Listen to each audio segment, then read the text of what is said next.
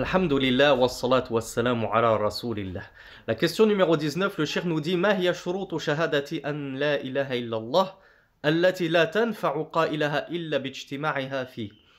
Quelles sont les conditions de l'attestation qu'il n'y a d'autre Dieu qu'Allah, par lesquelles, si elles ne sont pas réunies, cette attestation ne servira et ne profitera en rien à son auteur qui l'a prononcé. Eh bien, le cheikh rahmatullahi alayhi nous dit shurutuha sab'a. Les conditions de l'attestation de la ilaha illallah sont au nombre de 7.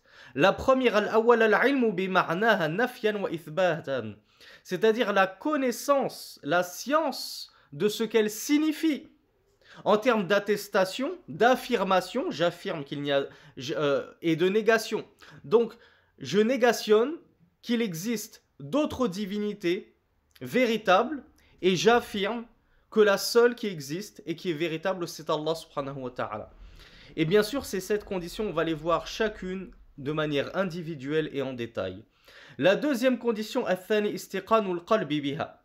Tu dois prononcer cette parole d'unicité avec certitude. Tu ne dois pas douter sur cette parole que tu prononces. Troisième condition, al-thalith al-inqiyadu laha zahiran wa batinan. La troisième condition, c'est que après l'avoir dite cette parole et en avoir la certitude, tu dois t'y soumettre intérieurement comme extérieurement. Cela doit se voir en toi que tu es un monothéiste. La quatrième condition, al-rabi' al-qabulu laha. فلا يرد شيئا من لوازمها ومقتضياتها. Donc la quatrième condition, c'est accepter cette parole, ne rien rejeter de ce qu'implique cette parole, c'est-à-dire ne pas rejeter une seule des implications de cette parole d'unicité.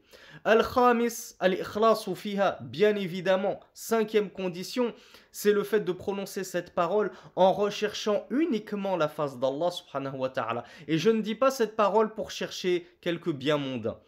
Sixième condition, as-sadis, as-sidqu min samimil qalbi la bil lisani faqat.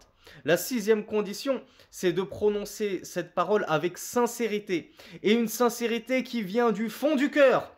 Pas juste qui a lieu sur la langue alors que ton cœur le dit avec hypocrisie.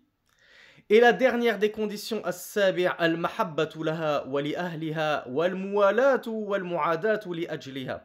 Très importante cette septième et dernière condition, c'est le fait d'aimer cette parole et d'aimer les gens qui tiennent cette parole, c'est-à-dire aimer les croyants et les musulmans. Et c'est le fait de s'allier et de se désavouer en fonction de cette parole.